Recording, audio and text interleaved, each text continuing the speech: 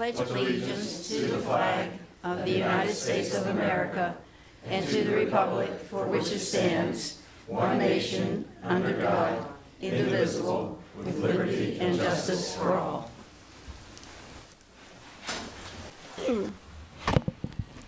My name is Patricia Jamieson, and I'm the president of the League of Women Voters of Queen Anne's County. Welcome, and thank you for participating in this forum for candidates running for county commissioner vacancies. The forum is sponsored by the League of Women Voters of Queen Anne's County in collaboration with Queen Anne's County TV. The League of Women Voters was founded on February 14, 1920, to prepare women to vote after the passage of the 19th Amendment to the Constitution. It is a nonpartisan organization whose membership is open to anyone at least 16 years of age. We even love to have men. Any of you men interested? And we do have some men who are members of the League. The founders believed that the Nonpartisan League could provide an education to the public to assure the success of democracy. What does being nonpartisan mean? I think sometimes people get confused. Well, what it means is that our league doesn't support a specific candidate. It instead allows candidates to present information in forms, like we're doing today, and through questions posed in the voter's guide. And I hope you all picked up one. We have free copies back there. Okay, a lot of good information here. Our league, which has been active since 2004, supports the belief that democracy works best when voters make informed decisions, and holding forums and developing voters' guides are ways to do that. To learn more about our league, go to our website, lwvqac.org, where you will find a video produced in collaboration with the Queen Anne's County TV entitled The Vote for Women, which overviews the history behind the founding of the league, as well as provides information about our local league. We also post information about the forums, as well as a copy of the voter's guide on our website. And this information is also posted on our Facebook page. Thanks to Mary Campbell, who chaired our forum committee and made certain that candidates received received invitations and information, and that the press was informed of the event. Do we have anybody from the press here today? There we do. Where are you from? I'm from Annapolis. Okay, all right, good. APG Media. Pardon me? APG Media. Okay, APG Media. All right, good. Mary also developed the program, which all of you have, and Gina Crook is going to be the timer for our program tonight. Again, another special thanks to Queen Anne's County TV for producing this event. It's going to be live streamed on Facebook. A YouTube video of tonight's forum will be available on the Queen Anne County TV website after the forum. I want to thank everybody again for being here, and especially the candidates for being willing to serve our community and for being part of the forum this evening. Thank you. And at this time, I'd like to turn the forum over to Barbara Sharkey, who is our moderator tonight. Thanks, Barbara. Thank you, Pat. So as Pat's already said, this forum is being videotaped and also live streamed by Queen Anne's County TV to the Queen Anne's County TV Facebook page and queenannescounty.org/live.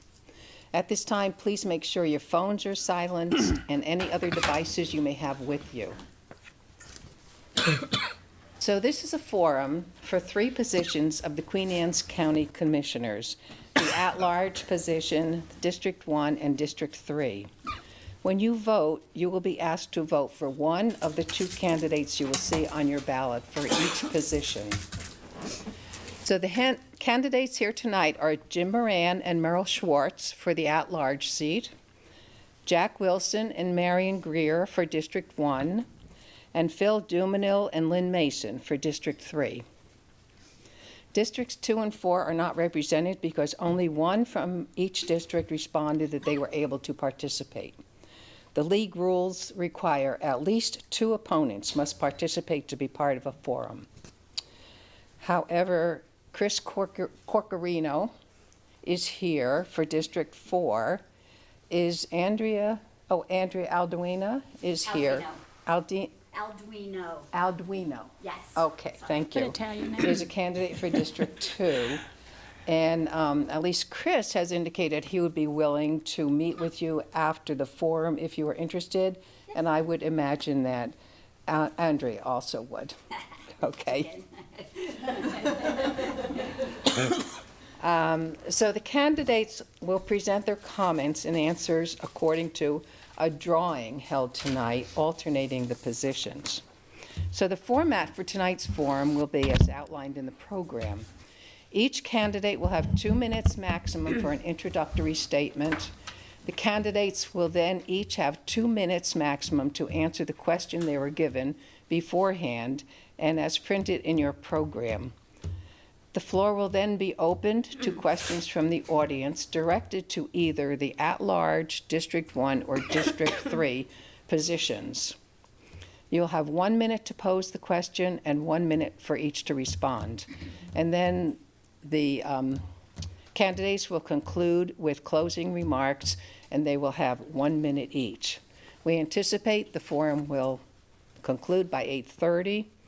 Our timers, Mary Campbell and Gina Crook, are sitting in the front row with signs to give a 15-second warning and then a red stop. And that is to our candidates as well as the audience when you come up with your question.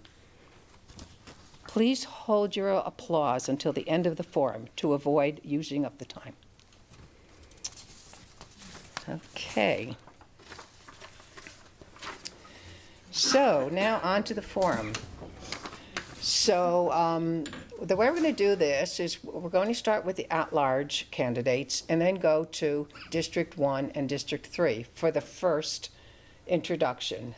The second, where they'll answer a question, we're going to go to District 1 and then 3 and then at-large. So you see, we're going to alternate. And then within each position, they have drawn numbers. And believe it or not, the women have all drawn number 1. And the men said, well, that's appropriate. That's a sign. There's a fix. So let's start with candidates introducing themselves. We'll start with the at-large position, and Merrill is number 1. Hello there. As she said, I'm Merrill Schwartz.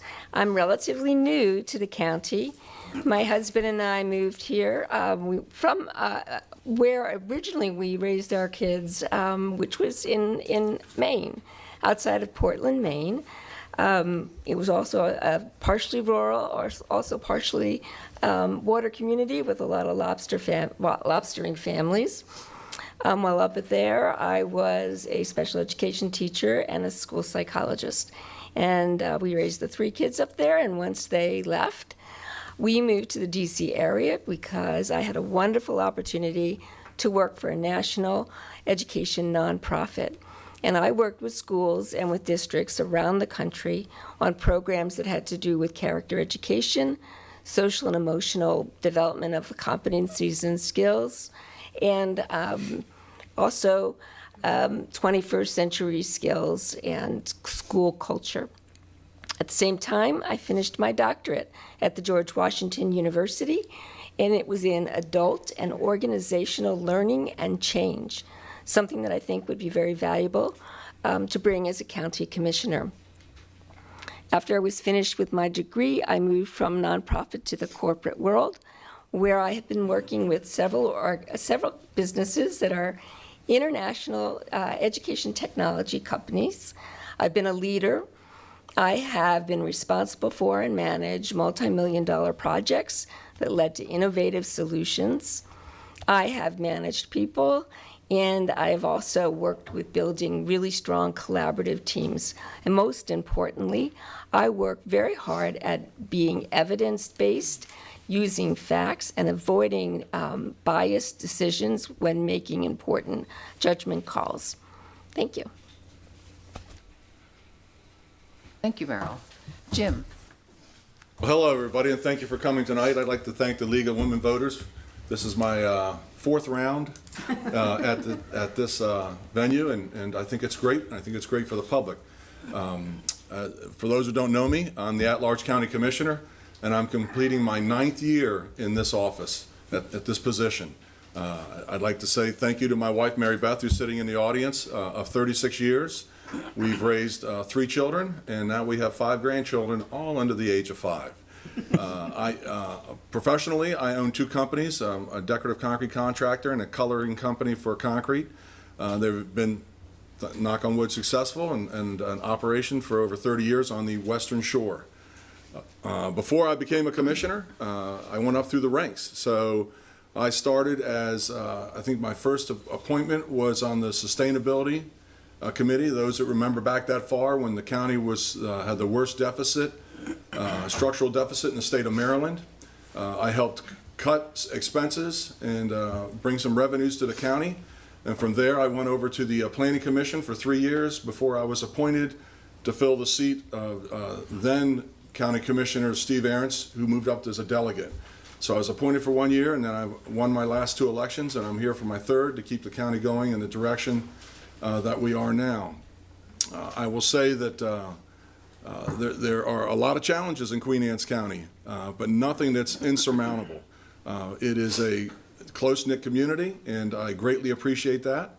And I would just like to say that out of all the jobs and all the things I've done in my life, this is the most rewarding, putting into action bills and or decisions that help the county move forward. So thank you very much. Thank you, Jim. Moving on to District 1 and Marion Greer's first. Hi, thank you to the League of Women Voters for bringing for this forum and for bringing voters and candidates together so often. I'm Marion Greer. I'm running for County Commissioner of Queen Anne's District 1. That's the North County. I have some wide-ranging qualifications to serve as a county commissioner. I've worked as a Montessori teacher, chartered sailboats to vacationers in the Caribbean, then settled into copy editing books and medical journals for the last 30 years. My husband and I lived in downtown Annapolis, where I served on the City Board of Appeals. We moved to Centerville in 2002, and after his passing, I downsized to a home in Church Hill. My son works in the film industry in New York City. Locally, I volunteered with hospice, tested creek water as a Chester tester for the River Keepers, and served several years with the League of Women Voters.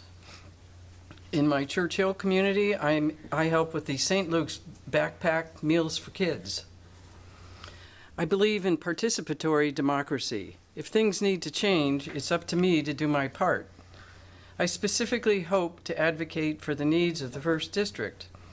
Land preservation is essential to the success of the county as a whole. Isn't it the rural lands and waterways that drew most of us here? Farmers, the small towns, businesses, and schools that support them need to be heard.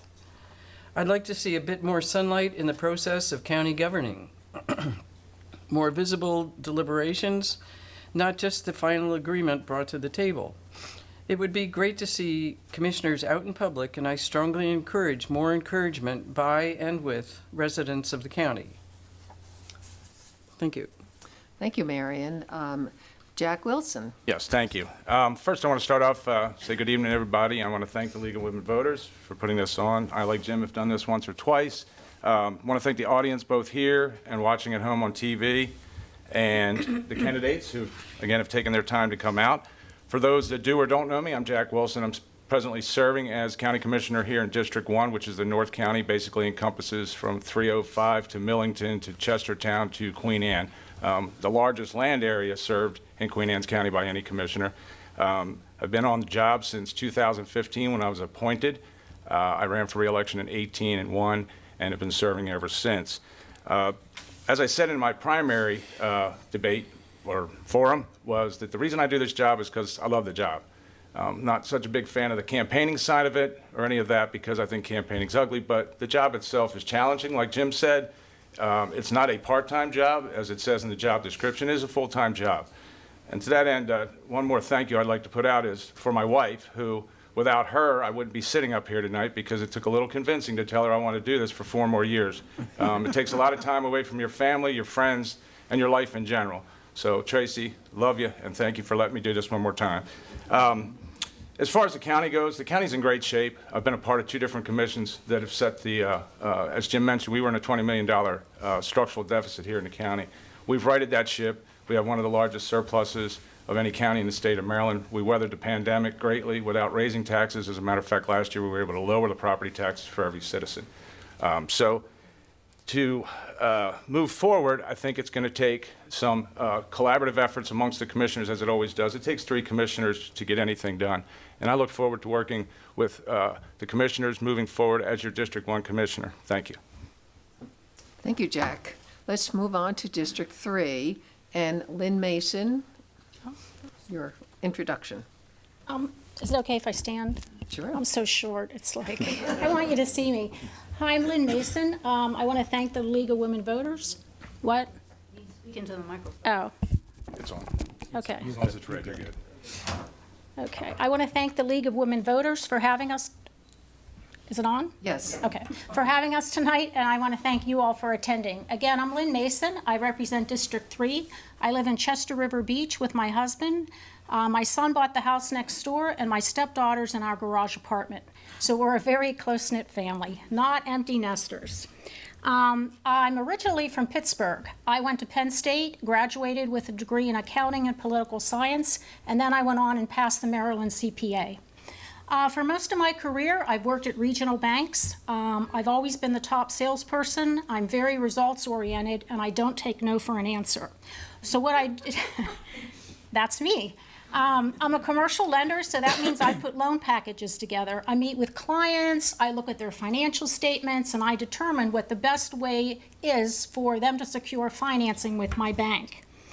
The favorite part of my job really is being a client advocate. Again, because I don't take no for an answer, I stand up to credit officers and I get what my clients need. So I want to bring that enthusiasm and that commitment to the job as a county commissioner. Another part of my life that I'm really that I really cherish is being a volunteer. I volunteered at lots of agencies. Right now I teach financial literacy at Chrysalis House in Annapolis. It's a house for recovering addicts. I'm also the volunteer board chairwoman for 5 counties in Maryland for the American Red Cross. What I do is I lead and manage a board of 15 people. I raise money. Oh, I have 15 seconds, okay. Anyway, so being a commissioner is nonpartisan, and the American Red Cross, one of the fundamental principles of the Red Cross is that it's impartial. That means if there's a dispute with territory or between nations, they can't take sides. So I hope to bring that to the county. Thank you. Thank you, Lynn. Phil Dumino. So I, too, want to thank Patricia and Mary and Barbara and the rest of your League of Women Voters team for putting this event on. I'm Phil Dumenau. I live in Graysonville. I have lived in Graysonville for 21 years, married to my wife Tammy for 25 years, and we have 3 wonderful children. My oldest Logan is attending UMBC, finishing up there, and is going to go work for one of those government agencies that he told me, if he told me what he did, he said he'd have to kill me. I have a daughter who's 19 going on 30.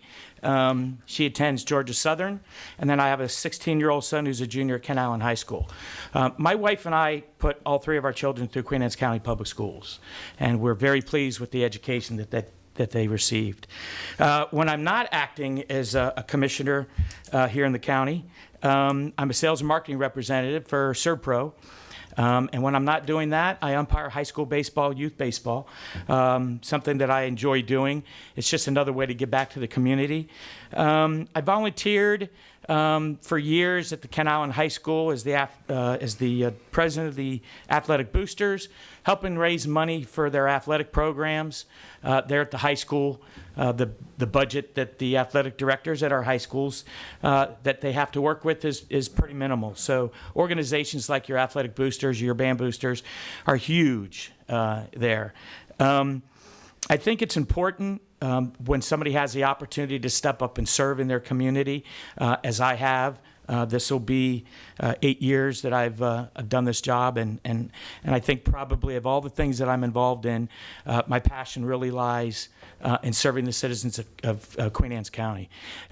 Being that person that someone can reach out to and help them resolve and steer through some of the red tape and the troubles in dealing with local county government is something that I love doing, and this is why I do the job. Good, thank you. All right, now we move to the second part, and we're going to allow the candidates to answer the question that they were provided beforehand. It's listed in your program. What are the two most important actions you would want the county commissioners to have accomplished? And I'm taking off the no later than halfway through your term, because apparently there was a bit of a difference between what they were given beforehand and what we're telling them tonight. So is that okay, guys? And we're going to start with District 1. And Jack Wilson will be the first one answering the question. You have 2 minutes. Great, thank you. So as a sitting commissioner, to put two priorities out when you've served and you have a list, I started to sit down and try to prioritize two things that stuck out, but I came up with a list of about 30 things that actually are part of the everyday job. And to pick any one of them wouldn't be fair, whether it's our education funding, our emergency services, our volunteer firefighters, our watermen, our farmers. I mean, the list goes on and on. But, you know, it kind of circled me back to the two things that since day one, when I ran in 2014, I have tried to champion and be a part of growing here in the county. The first, and probably near and dear to everybody's heart post-COVID and during COVID, is broadband expansion here, fiber internet to every home in the county. It's the most important thing that we can get done. I have been working on it since my very first day in office. The commissions I've worked on have supported the efforts. We've moved it forward, and knock on wood, we're probably within 2 to 3 years of that accomplishment happening. And that's incredible in a county this size with the number of people and as spread out as it is. We've had great support from service providers, people putting fiber in the ground. It has been a groundswell since COVID, and I'm very proud to say that I was a part of that to date, and I want to continue to finish the job for that. The other thing, which is near and dear to my heart, is I come from a blue-collar background. I started out as a steam fitter in 1984, local 438 out of Baltimore.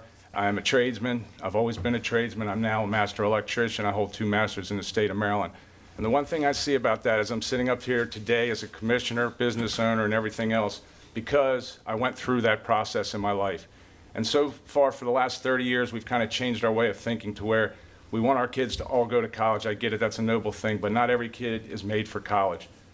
People like me weren't made for college. So I have worked on and will continue to work on expanding our career and technology education programs, not only in our school, but with dual enrollment to our college level. So thank you. Thank you, Jack. Marion Greer. Yes. Sorry for the coughing fit earlier. Representing District 1, I'd focus on the unique challenges of our small towns. These towns support the farming community. I'm not a farmer, but I recognize that farming is our major industry in the county. This involves farm workers, schools, services, machine shops, and provisions, and so forth. It's not just a nice rural backdrop that we all enjoy. How can we help this huge industry grow and continue to succeed? Should we invest in more land preservation? What steps can we take with the farm community toward easing or adapting to extreme climate effects, such as drought and flooding? How can farmers more easily access 21st century technology to control land management, fertilizer distribution, nutrient oversaturation? These are things I don't know a lot about, but I'm willing to learn. At the town level, I'd like to see a functional community center in the northern part of the county. After-school programs, reliable Wi-Fi, a skateboard park, a library would be fantastic. I'd propose a roundtable discussion to define the needs. Like the rest of the county, affordable housing and access to medical care are the top of the list. Second, the community needs to prioritize investment in schools. It's not just for the students or just for the kids, education, I believe, is the engine for our future success. The school board sets the policy, the county sets the budget. We need talent and energy. If schools are underfunded, if teachers and support people are underpaid, our future will not be rosy. Whether it's college prep or trade certification, the county needs to budget for educational excellence. I see the stop. Thank you. Okay, let's move to District 3 and Phil Dumino. So I share Jack's sentiments regarding trying to prioritize two items. Being a commissioner for 8 years and being exposed to some of the challenges that we face in making decisions that are going to best serve the citizens of Queen Anne's County, it's difficult to come up with two. But I would think that continuing to keep a close check on governmental spending. We're, as Commissioner Jim Moran mentioned, we're in great fiscal shape. I think that it's been shared that if we went into a 3 or 4 year recession, we could pay our bills and our county employees would not have to be laid off. And then, of course, we lowered property taxes in the last budget cycle. And so with watching the governmental spending closely, hopefully we'll be able to take a look at lowering property taxes again, at least one more time in the next 4 years. This set of commissioners has done a wonderful job in making a commitment to channeling dollars to our Parks and Recreations Department that heads up maintaining our landings, our parks, our fields that include the public parks as well as our schools and the Cross Island trails. I know that we have a lot of people that come to this county who use our trails and come here just to use our trails. So I'd like to see us continue to make those financial commitments to improving our parks and recreation here in the county and expanding our trail system so our folks here in the Queen Anne's County can enjoy those. Thank you, Phil. Lynn Mason. Thanks, everybody. So what I think is important is I think it's essential that we make decisions now to cope with the pending recession.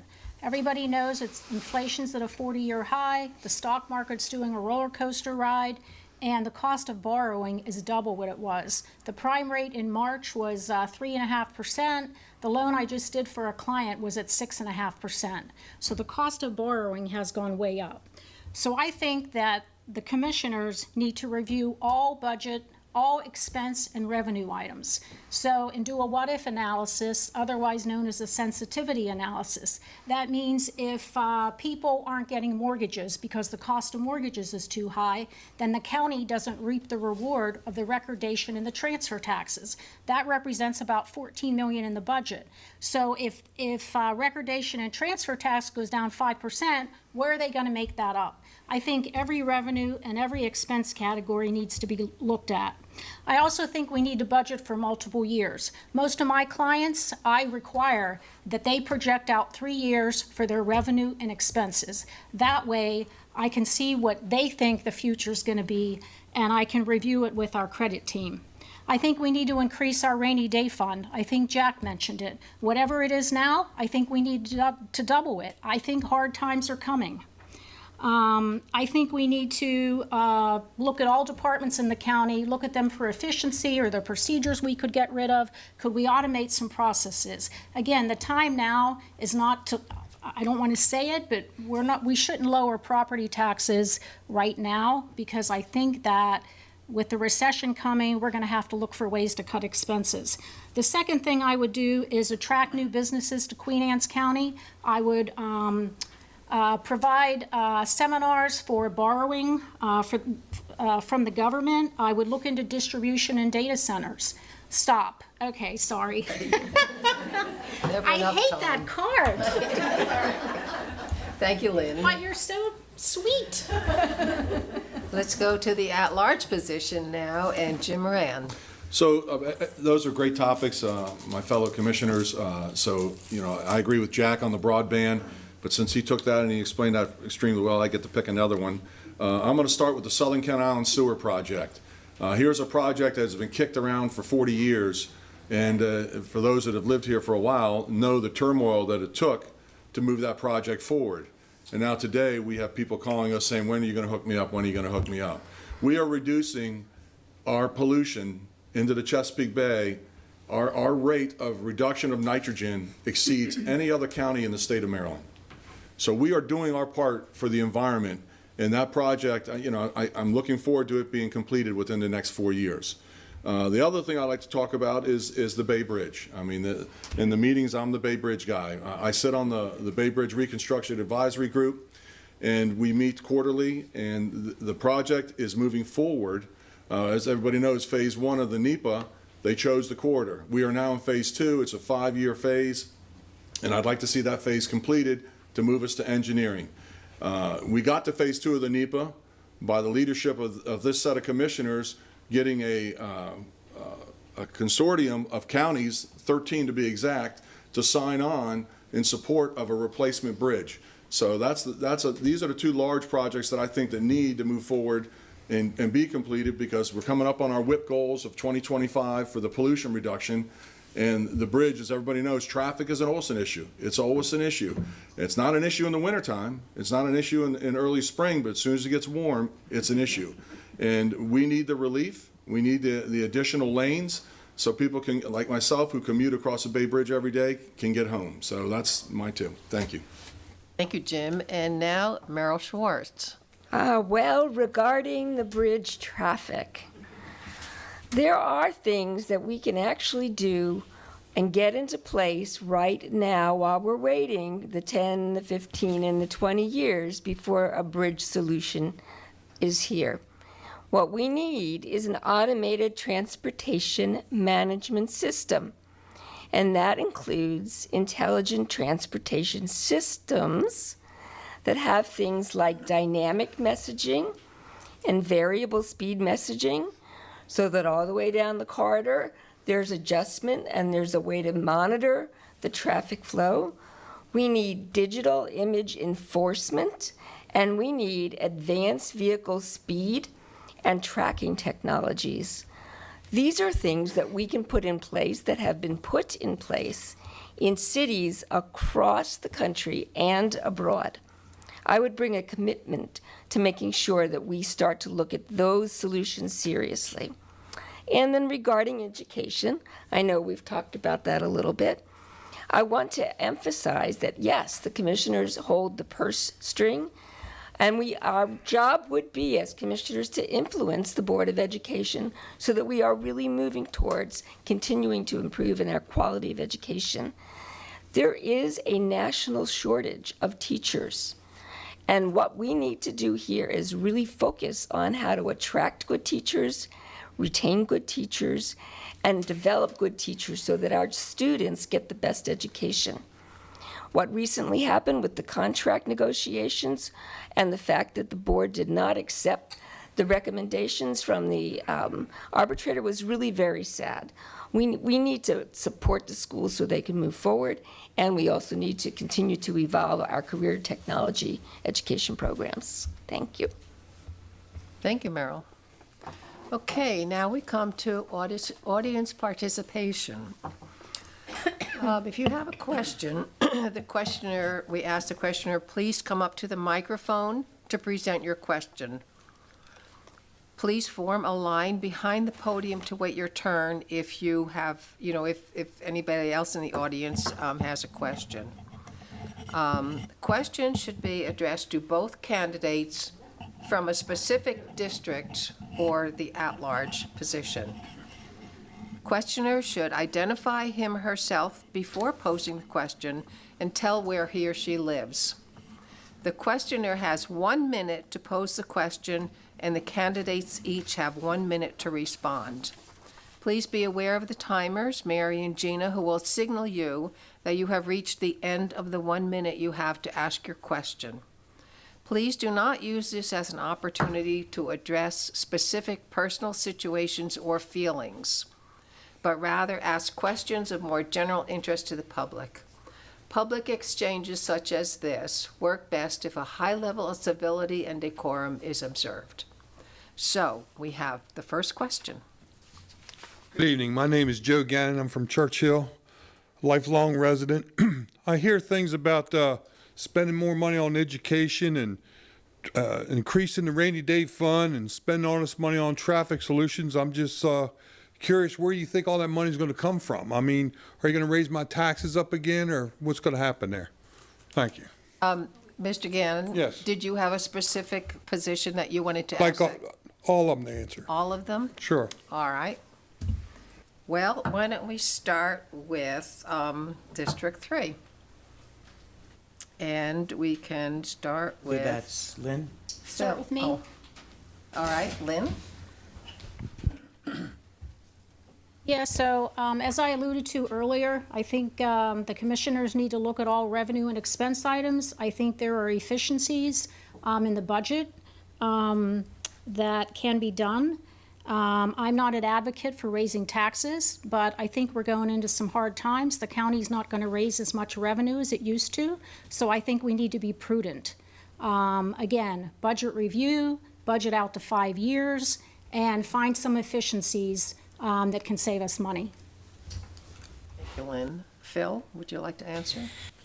Thank you, Mr. Gannon, for asking that question. I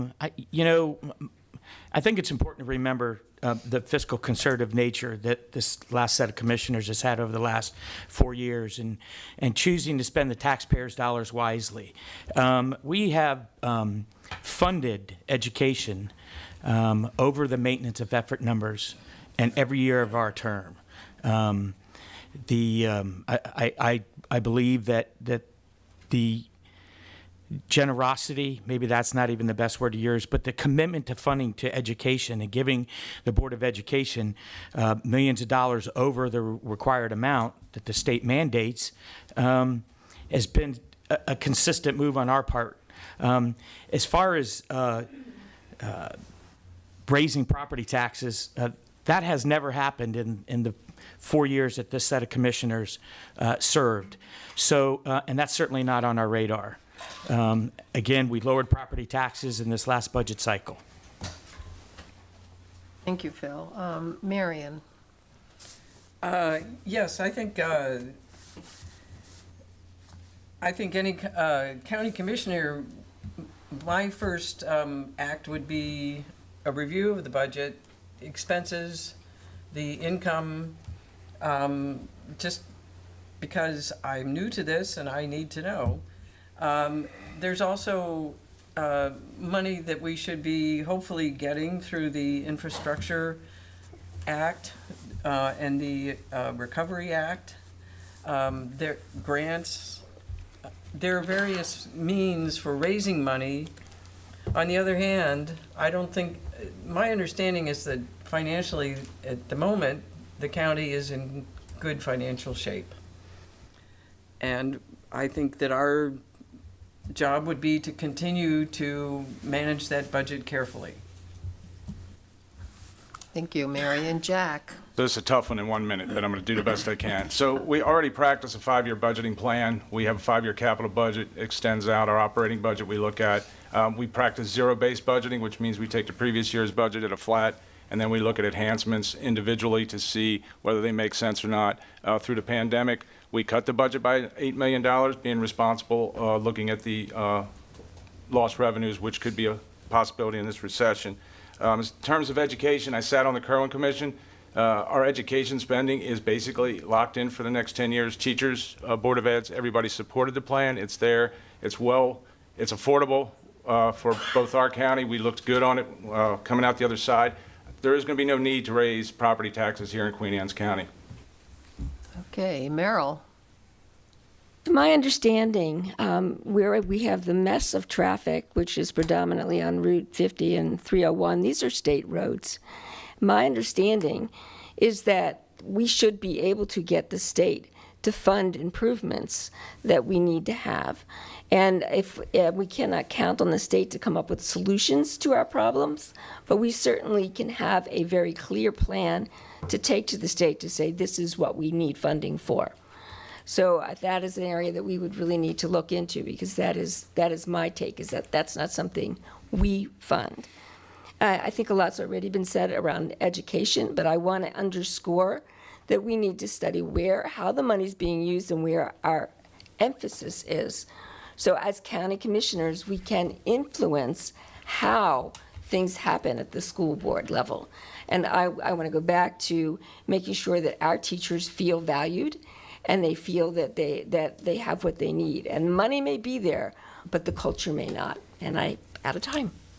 Well, I believe Joe Gannon's question was to all of the non-incumbents, because, you know, we as incumbents sit and look at the budget every day, every meeting, every decision is all about budget. It's about the money.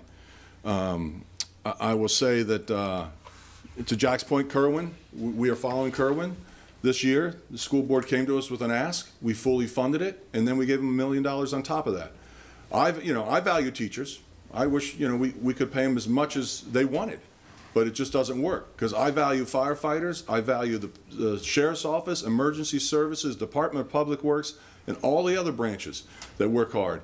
And I will tell you, when we were in our downturn, county employees went over 3 years without a raise.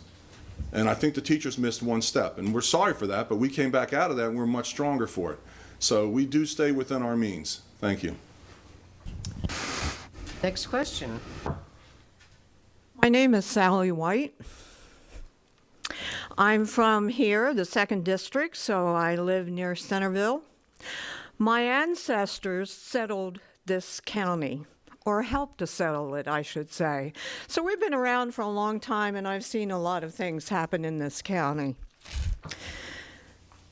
I want to preface my question, and it's for all of you, and I'm sorry that the other 4 candidates aren't here to be able to answer this question too, because I think this is critical in this election in 2022. I think this is a credible question to ask even of county and local leadership, because it reflects, oh, you're kidding me. Oh, you've got 15 seconds. You can get your question. So I can't do my introduction? You can get your question. So skip the introduction, right? Yeah. Sorry. All right. The reason I'm asking this is rather clear, I think. It's for integrity, honesty, and the values of democracy. The question is, do you think the 2020 election was stolen from Trump? It's not a problem. Yeah, I'm not sure that's a, how do you all think? Would you like to No, answer that? I mean, I don't mind answering it, but I don't think it's a relevant question for this forum. Yeah, it's actually, could you? I understand, I think, though, that if I may, and not answering the question, so I'm not taking time on that, but I think possibly where Sally was coming from was the idea of how do we interpret doing the right thing? And that does reflect on us as county commissioners. Are we making decisions with integrity and doing the right thing? So I think that's where she's coming from when she asked whether we think the election was stolen or not. Would you like to rephrase your question? How important is integrity, perhaps? All right, my apologies. I have hearing problems. I think it would have made more sense, my question, if I'd been able to complete my intro part. Because what Merle said is critical to whoever's elected to any position, whether it's county or whether it's our state or whether it's a nation, that there be one, that they have a value to represent our nation as a democracy, that they have honesty, and that they have integrity.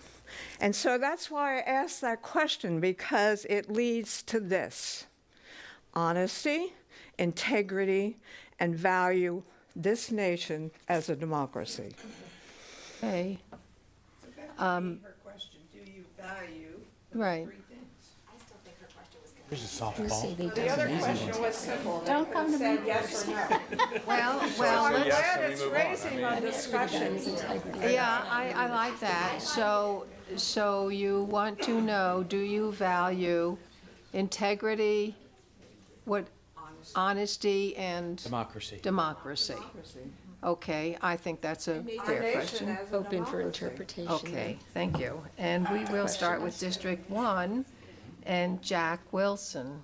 Yes? Okay. I mean, honestly, I don't know. I mean, I take an oath of office as a commissioner. I believe in the rule of law. I mean, I think all those say that I'm honest and I have integrity in my business dealings and my life in general. I mean, yes, I believe it. And I believe in this nation. And I believe there are processes for elections, and I believe they're followed. And I've never had a problem here in Queen Anne's County, so absolutely. Marion. I'm a yes. Excuse me, I'm a yes. I certainly believe in the rule of law and the Constitution, and some people win, some people lose. That's the way it goes. But the rule of law is what we stand for. Jim Moran, would you like to Yes. comment? They've already said it, so moving Okay. on. Merrill? Well, yes, yes, yes, and yes. There you go. But I'll add on top of that, that it's not just the rule of law. I'll go back to my comment about evidence-based decisions. When people challenge whether something has really occurred or not, we need to look at the facts and we need to look at the evidence. And that, I think, is something that we need to stand for. In addition to the rule of law, we should be able to point to the proof, to the facts, to say, and absolutely, this is the case that we have done appropriately. Thank you. Phil? I think Sally's question is a fair question to ask any elected official, whether it be at a municipality level, a county level, a state level, and much needed at a federal level. But I think that integrity is important. I think democracy, and this is an example of democracy at its finest. So, League of Women Voters, thank you very much. I would like to think and truly believe that this set of commissioners and the time that we've served together have, and part of the integrity component is transparency. And I think that this set of commissioners and the decisions that we've made and how we gathered the information and the decisions that we made were based on transparency and integrity and what was best for the citizens of Queen Anne's County. Thank you. And Lynn? Over my banking career, I've been bonded and fingerprinted many times. I've been drug tested. I've never had an issue. I would say I'm a very honest person. You kind of have to be when you lend money to people. I think our country was founded on the principle that the peaceful transfer of power should take place. Sometimes that doesn't happen. I don't think we should emulate other countries. That's it. That's it? Okay, thank you. Is there another question? Thank you. Sally, that was a great question. Good evening. I'm Linda Friday, President of the Queen Anne's County Chamber. As a commissioner, you are representing all citizens of Queen Anne's County, not just your specific district. Given that, how would you support career technology? And I'd like to ask that from all of our candidates. Thank you. Okay, we'll start with the at-large position and Merrill Schwartz. Well, I would want to do, I mentioned it already, that I feel it's an important thing that we need to actually increase opportunities for. So I am aware of some of what is going on already. We have businesses that are cooperating. We have a nice agreement with Chesapeake College. What I am not aware of is the extent to which this is taught, career education is taught down in elementary school, middle school, and high school. So I would want to make sure that we are maximizing, even for students that don't choose to do an internship and don't choose to do a practical experience or learn it at a college level. Are we teaching it well at the high school? Are we prepping them at the middle school? Are they exposed to career education in elementary school? Thank you. Jim? Well, I think the easiest way for me to answer this is Jack has led this charge for 8 years and has brought the program up to where it is now with what goes on at Chesapeake College and with our high schools. So, you know, we have funded that. We now reach out to the public, and I mean, when I say the public, I mean businesses. For instance, our CTE programs sometimes need lumber, sometimes need front-end alignment machines, sometimes need welding tools, and all these things are what we support and bring into it. So the more that we can get online, the more that we can get there to the college, for instance, that we use that space in, the more programs we can offer and grow the CTE program. Good. Let's move to District 3 and Lynn. I know my neighbor recently, their son is in the CTE program, and he had to do a fundraiser. He was in the automotive program. Apparently, they didn't have a piece of equipment they needed, so he was going to the neighbors asking for money. My husband and I did generously contribute. So I think the county does have CTE, but I don't know how well it's funded. I would increase funding for it because, like Jack said, not everybody is destined to go to college. So also, I heard that Hagerstown has probably one of the best programs in the state for CTE. Maybe we should meet with them, emulate that a little bit more, and also add more offerings. Thank you, Lynn. Phil? So over the last 4 years, I was able to attend a couple of the events that that Jack participated in when it came to trying to promote our CTE programs here in the county.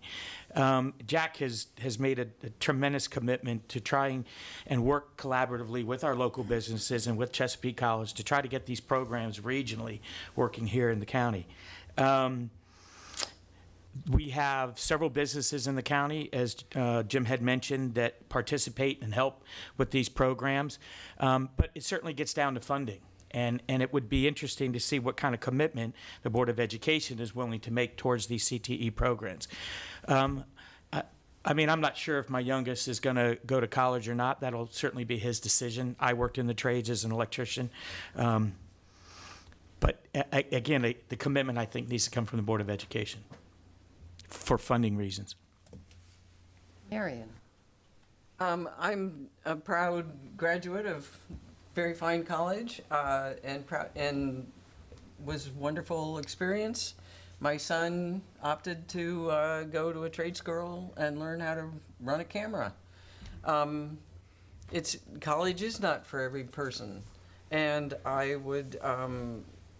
I've always appreciate the pathway program at the Chesapeake College because it offers opportunities for every kind of student, whether it's academic or trade.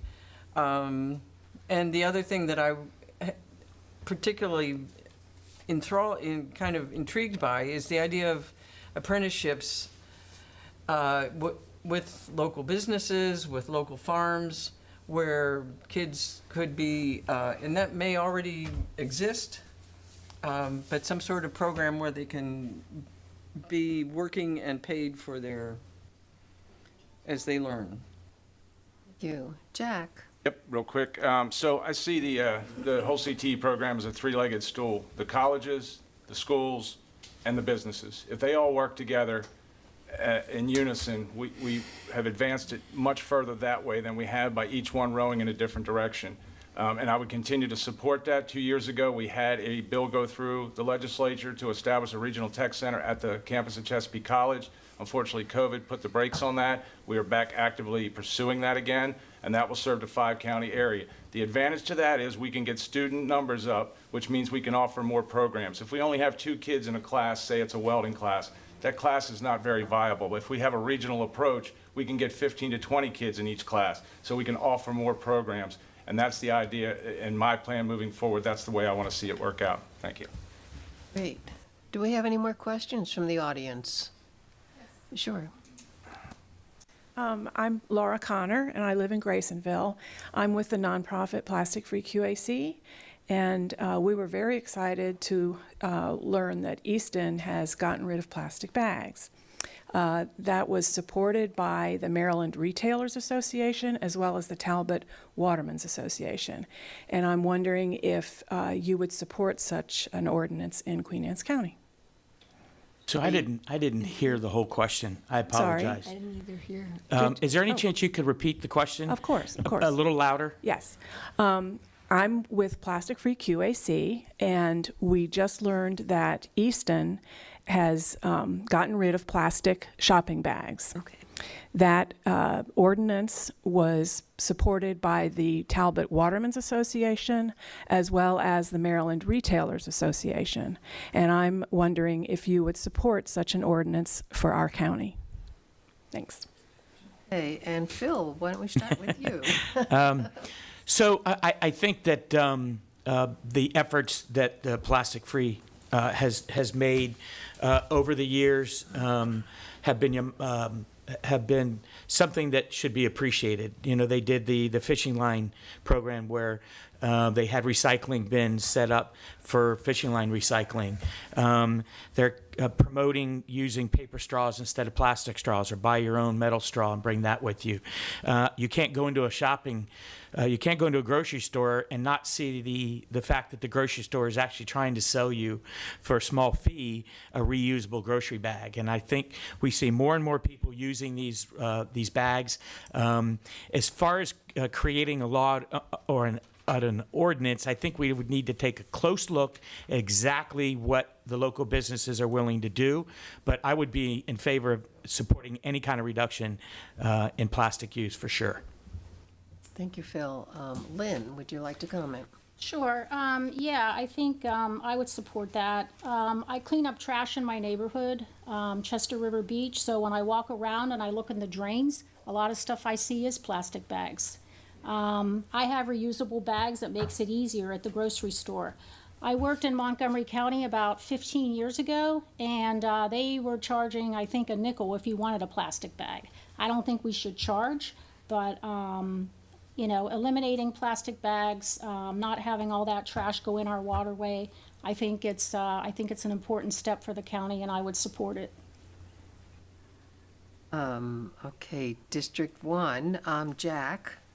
Yes, as someone who has worked with Kent Island Beach cleanup since the year after their inception, I'm very familiar with how many plastic bags and plastic items in general there are in Queen Anne's County, and as a commissioner who, at Roundtable, rails on the fact that we are polluting our own county, and it's disgusting to me that we do it.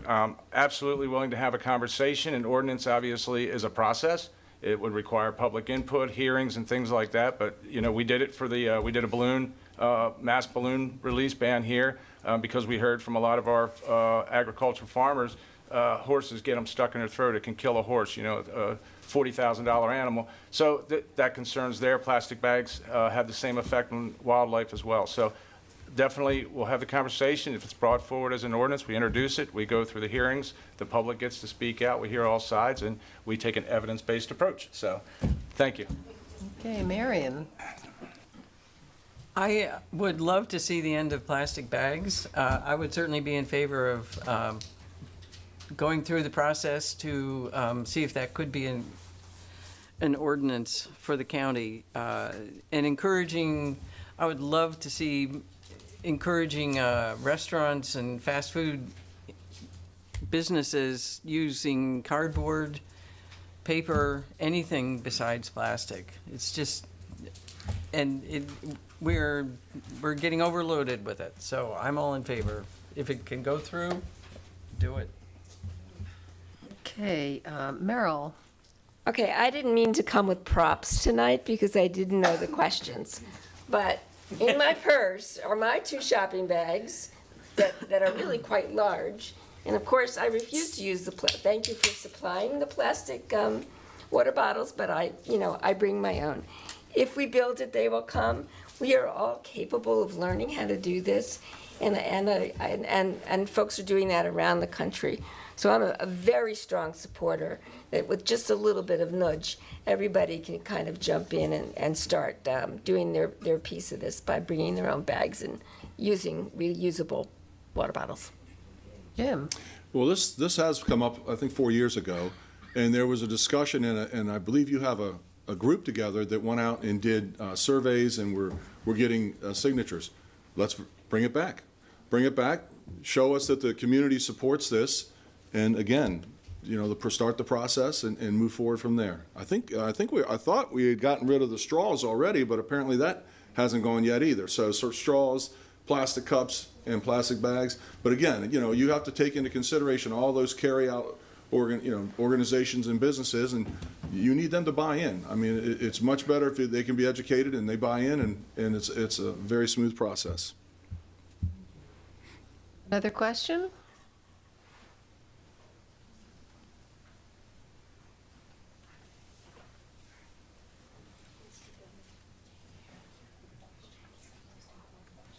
Hi, I'm Bonnie Nelson from Graysonville, Maryland. And I'd like to say that many of the citizens on Kent Island, and Chester, and Graysonville, Queenstown are very concerned about the amount of development that we have in that part of the county especially. And can you explain how this fits into the county comprehensive plan? And this is addressed to the sitting commissioners.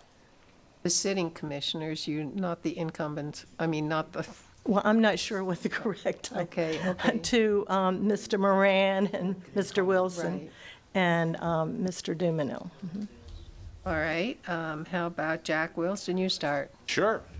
So the building you see now, and first I want to throw a number out there. So in 2010, the county had 47,798 citizens. In 2020 census, we had 49,874, a difference of 2,076 or 207 per year.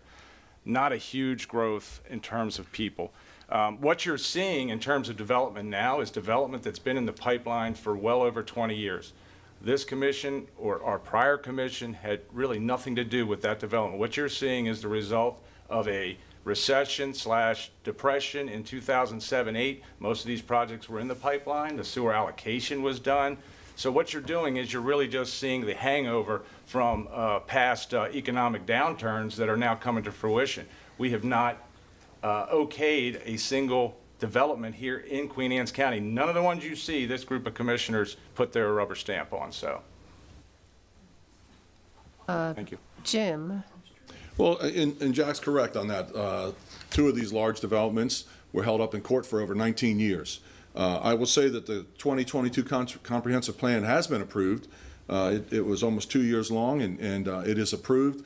One of the things that the public should know is that our sewage treatment facility in Stevensville is at capacity. So there are no more developments coming down the pipeline. There is a small reserve for commercial projects and redevelopment. So that's what you're seeing now is commercial development and redevelopment, not new and existing housing developments. So I hope that answers your question. Phil? Again, my fellow commissioners have pretty much said most of it. We talked about the comprehensive plan. There was some rallying to bring some properties into the growth area that we didn't do. Much to the dismay of those property owners. We did not put them in the growth area when the comp plan was updated because of, the main reason was the sewer allocation that's available, as Jim had mentioned, we're down to the last 5% that's available for use. And as my fellow commissioner had mentioned, we're saving that for small commercial projects and infill. Okay, thank you. More questions? Come on. Hello, my name's John Mcqueeney. I'm from Centerville, Maryland. Looking at the commissioners up here, they've been the best set of commissioners, I think, for the last 20 years. Notice I said 20 years because there was a set of commissioners before that. But what I'd like to ask the three ladies, since the last lady just asked the incumbents, you're running against an incumbent.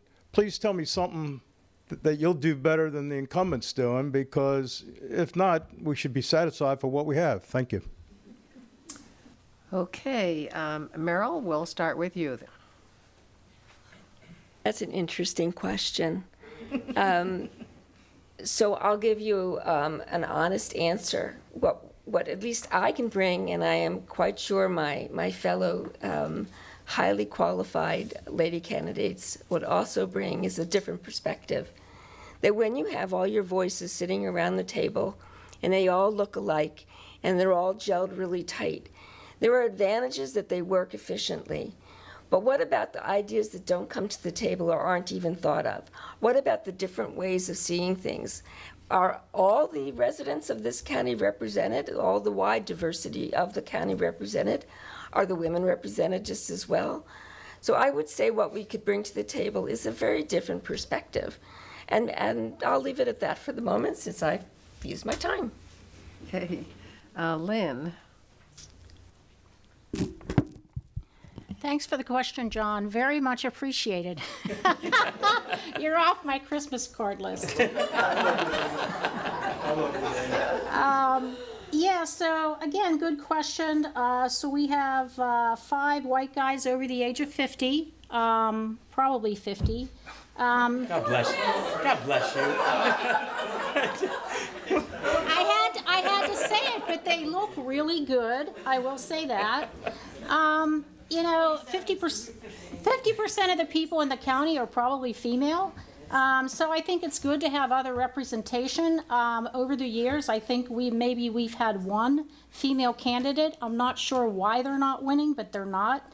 You know, not to disparage my fellow commissioner, but I mean, I'm a CPA. I'm really good with money. I'm a fiscal conservative, even though I'm, you know, a Democrat. I'm liberal, but with money, I like to control it. I work hard. I can outwork anybody. Stop, and I have fresh and good ideas. Thank you. Well done, Lynn. Marion, would you like to I add would to certainly agree that I think we have a fine slate of qualified candidates, and it's just by chance we are all female. There is a different perspective there. I think we are good listeners, we're good learners. I think we all believe, I certainly do, in full transparency in government. And what I would like to see is more involvement. I'd like to see the decision, I'd like to see the sausage being made. When I turn on the Queen Anne's County Commissioner on the TV, I want to see the sausage being made. I want to see all the fights and back and forth. I don't want to see the thing just presented, here we are, vote, yay, the yays have it, that's it. So I'd like to see a little, yeah. Thank you. Okay, great, thank you. Next question. Hello, my name is Jesse Goodman. I'm from Centerville, Maryland. I went to Queen Anne's County schools from pre-K through 12, and then recently graduated from Belmont University in Nashville.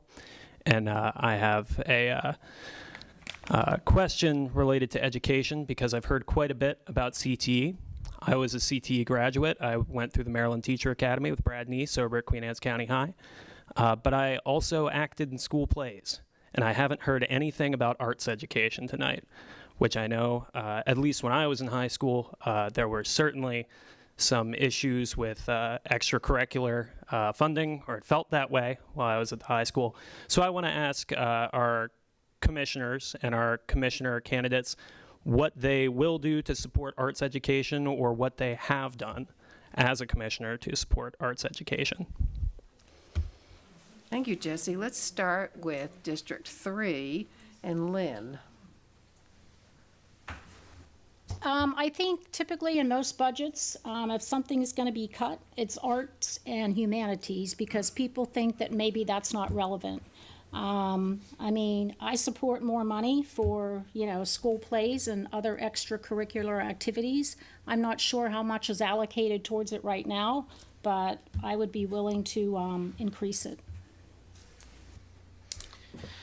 Jesse, that was a great question, and often, as Lynn mentioned, when it comes to looking at budget cuts, the humanities and the arts and some of these programs like that are the ones that get cut first.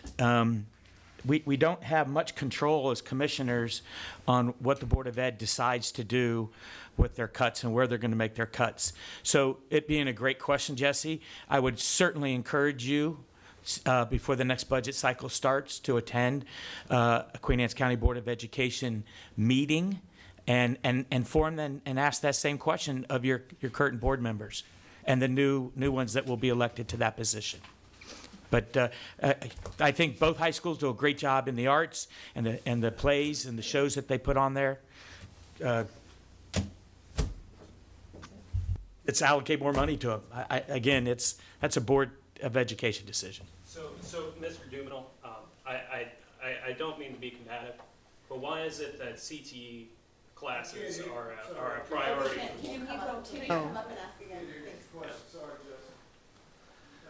So, Mr. Dumenau, I don't mean to be combative, and I don't mean to push back, and I respect that answer, and I know it's a good answer.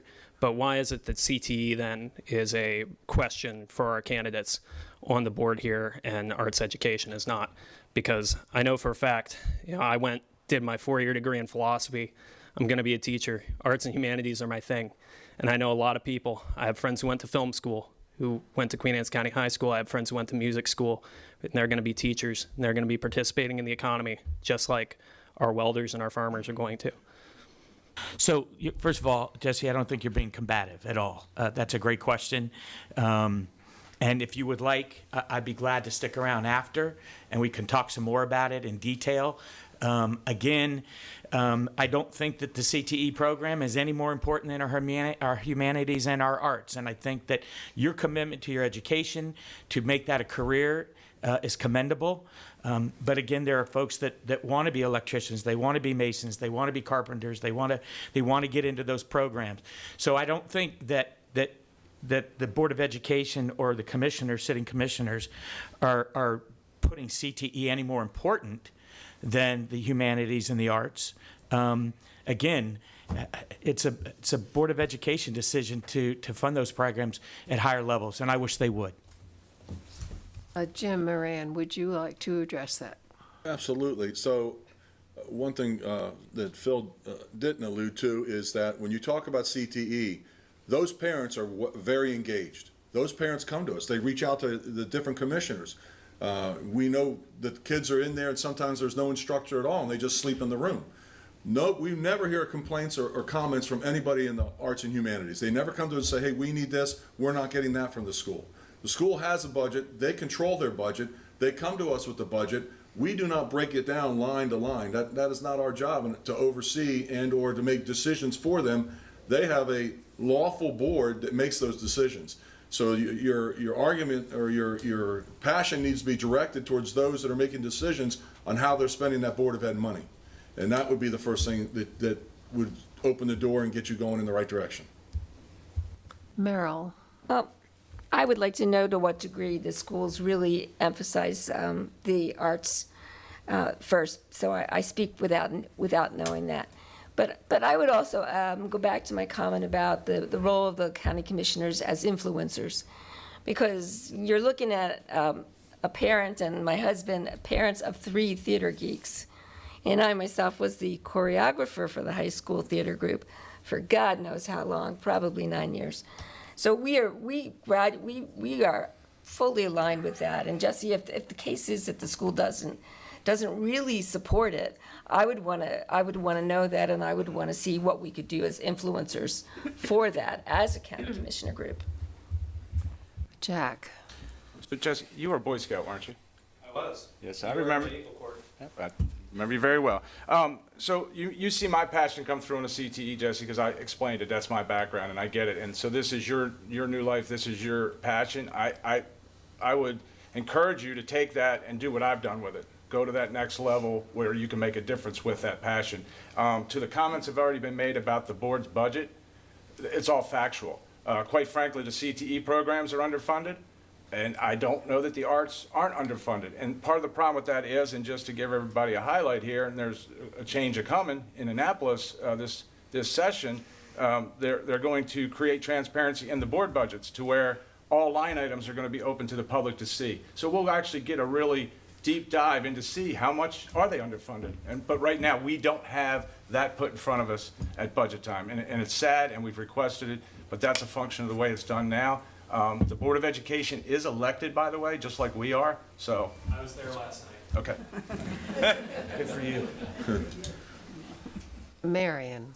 Yes, I would agree. I'm a graduate with a Bachelor of Arts, and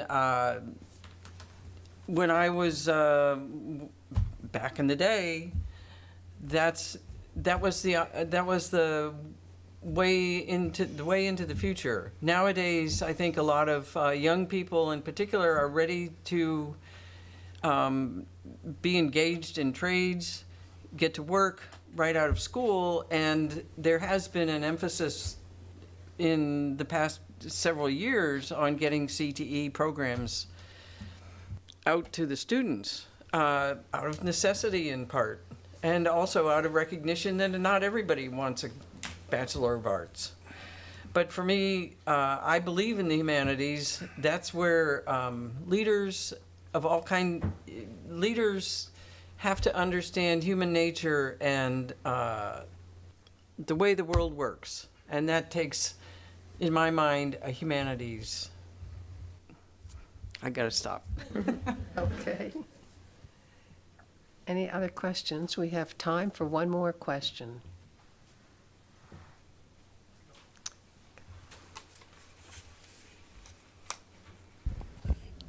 Vito Tonelli, Centerville, Maryland. First of all, thank you to the current commissioners, Commissioner Dumino, Wilson, Moran, and President Chris Corcorino back there. Thank you to the candidates for stepping up. It takes a lot to do it. And also thank you to QAC TV. They get the info out to everybody. It's really great service. I guess I'm going to keep this narrowed down to District 1 in the interest of time. He said that is the largest district in the county. It's also it's mostly agricultural. And I live right across from it, a stone's throw from it. So it's right across the road from it.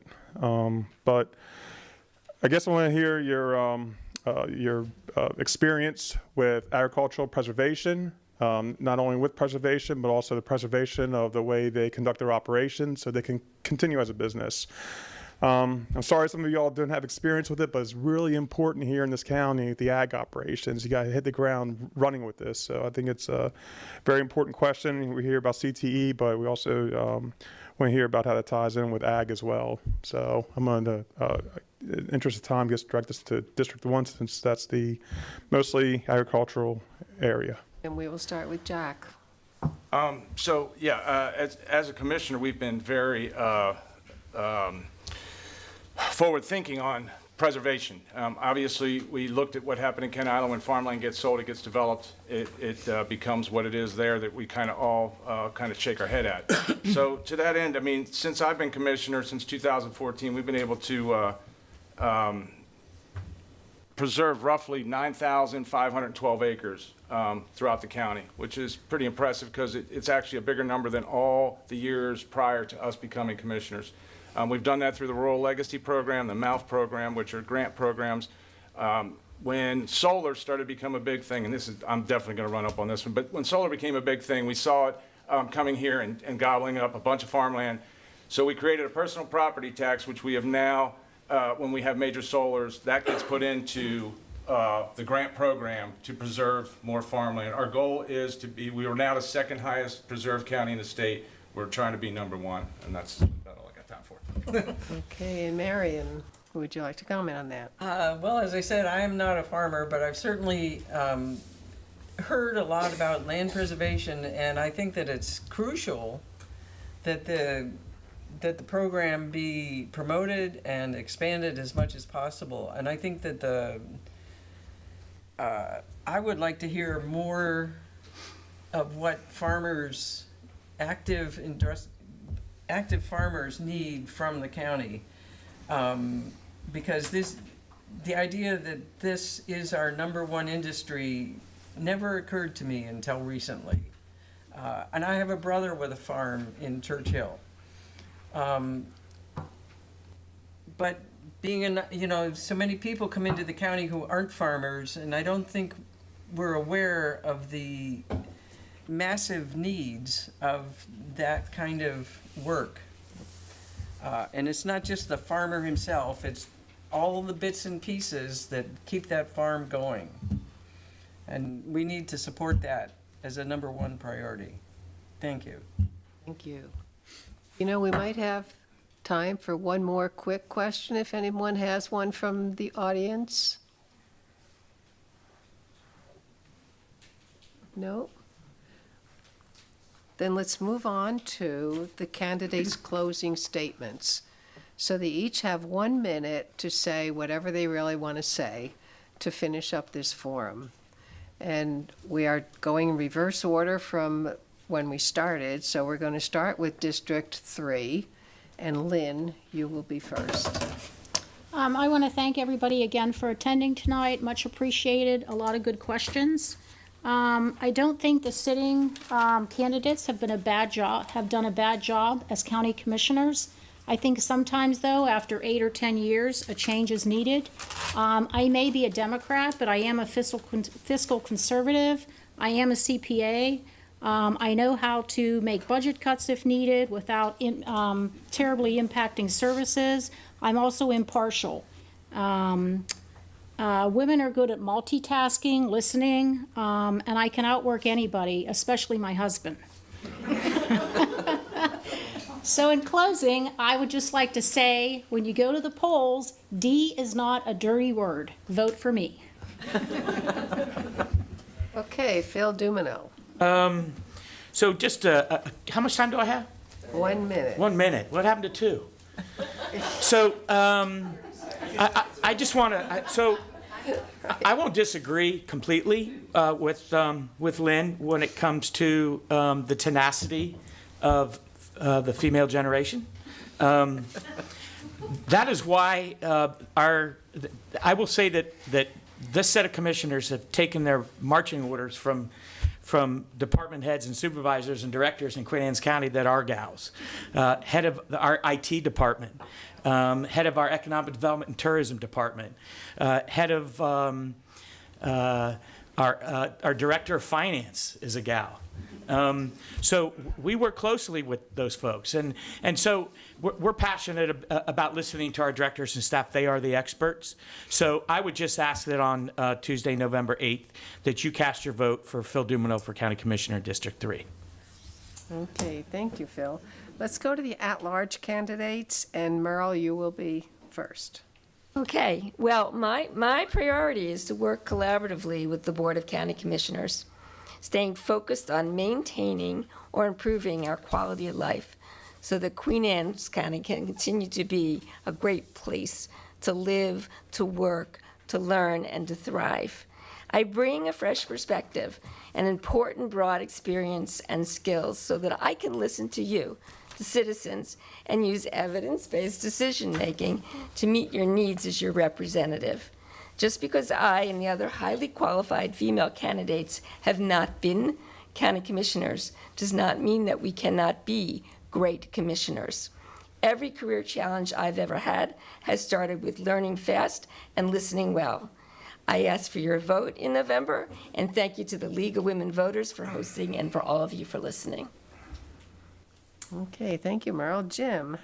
Well, you've heard a lot tonight, and I will say, and I'm going to speak for the sitting commissioners.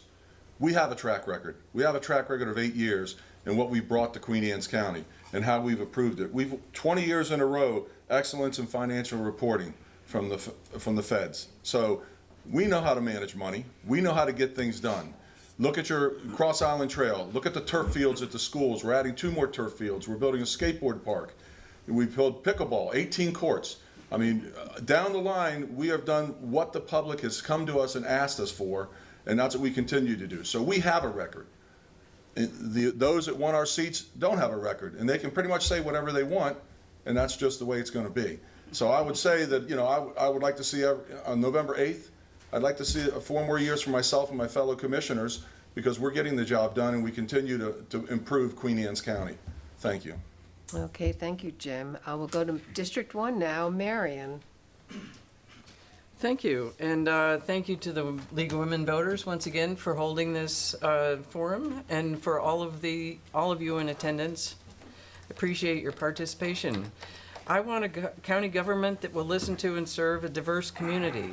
I want the struggling family in Churchill or Sudlersville to feel as welcome and at home as the retiree in Symphony Village and the DC commuter in Kent Island. I would like to see trails and skateboard parks up in North County. I would like to see more of the good things that are happening in the Kent Island area. Sorry, I didn't mean county. Kent Island area, expanding northward through the county so that all people can enjoy the pleasure of Queen Anne's County. So I'd like to remind you again that I'm Marion Greer, and I'm asking for your vote on November the 8th for County Commissioner. Thank you. Okay, thank you, Marion. Jack Wilson. Yes. So I only know one thing in my life, and that's to work. And I work hard, and I will work hard for 4 more years for the citizens of Queen Anne's County, as I have for the past 6.5. I make no promises because promises just make you a politician. I'm not a politician. I'm someone who enjoys public service. I wake up every morning, public service. I go to bed late at night. I have my own phone. I own one phone. I use it for the county. I use it for my work. I use it for my personal. I pay for it.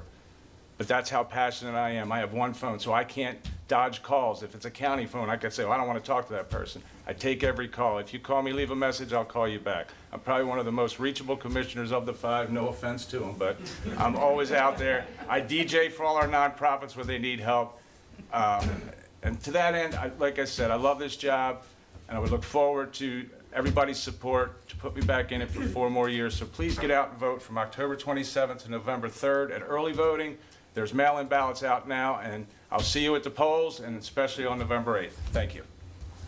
Well, thank you so much. All of you are fantastic, and I applaud your willingness to be public servants and to help the Queen Anne's County.